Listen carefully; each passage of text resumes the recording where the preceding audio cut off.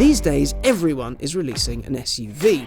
From the people at the perceived top end, like Lamborghini and Ferrari, all the way down to the mass market manufacturers. Jaguar will do your big one and a little one. Ford has a bunch, Seat, Audi, VW, pretty much everyone has a finger in the SUV pie.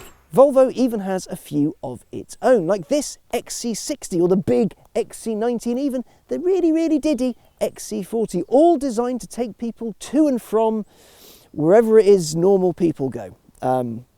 Church. They go to church.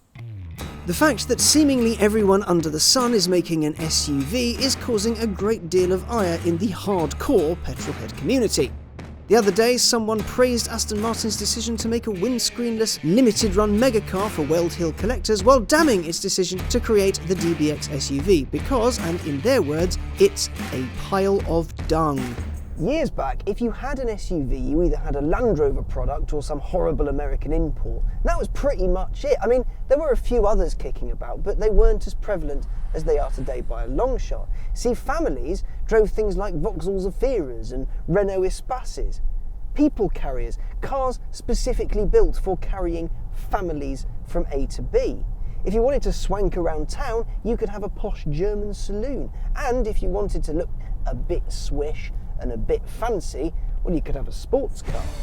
And then something curious happened. The Germans, who made all the lovely saloons, started getting in on this SUV thing. There were huge markets for them all over the world. Not going for them would have been a foolish business decision, so the X5 came along, the Merc ML, Porsche's Cayenne. All of a sudden, there was more choice. And it kept going. The likes of the X3 and X1 made things smaller, more compact, more convenient for people that wanted to use them in towns. And then the coupes came. Slightly less practical, massive cars for people who cared about precision facial hair and designer kitchens and stuff like that. You know, X6s and Cayenne coupes. You being here watching this means there's a pretty high chance that when you see an X6 or a Q8 drive by, you'll say something rude under your breath. You may see the proliferation of tiny crossovers, Clios and Golfs and that lot on stilts and think how awful they are. What's wrong with an estate? What's wrong with a Golf? Why isn't this XC60 just a V60? It'll do all the same things for all the same people, won't it? Well, yes and no. You see, as is normally the way with these things, in our little echo chambers, we know the right way of doing things, but outside of that, everyone and their money goes completely the other way. So while you think you can get on with a Golf just fine, a lot of people disagree. See, a crossover or bigger SUV gives a higher driving position, which makes you feel safer.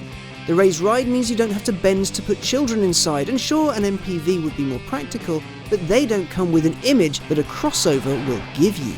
And people are loving them. A few years ago, I was on the Seat Arona launch, and a man came out on the stage and said that the small SUV, the crossover market, had grown 800% in the last 5 years. 800%! That is insane. That is a massive number. And then you take a look at, admittedly, UK sales figures for crossovers and SUV. In 2015, the dual-purpose segment, which is where they all live, sold 350,000 cars. In 2019, over 560,000 cars. And that's not all of them. Some of the Diddy crossovers exist in different segments. Now, Rolls-Royce attributes 40% of its 2019 sales to the Cullinan SUV, and 80% of those people were new to the brand. See, on the top end, the man with the Aventador wants to take his family out in his Lamborghini, but he can't because the supercar only has 2 seats. A Urus comes with more seats and silly performance and the right badge. The person in the Cullinan? Well, that car stands a far better chance of being able to cover all the grounds, fields and all, than a Phantom. SUVs do tend to be slightly less aerodynamically efficient than, say, a smaller, lower car, and they tend to be heavier and. But the reason they exist in their vast numbers is because you, the internet, or people you know, have gone out and bought them. You can complain all you want, but you went out and you bought your Evokes, your X4s, your XC60s, your Q5s, all of it. You went out and did it because people want them. These are designed to make your life easier, and you know what? For so many people, They do. And after all, it's your money.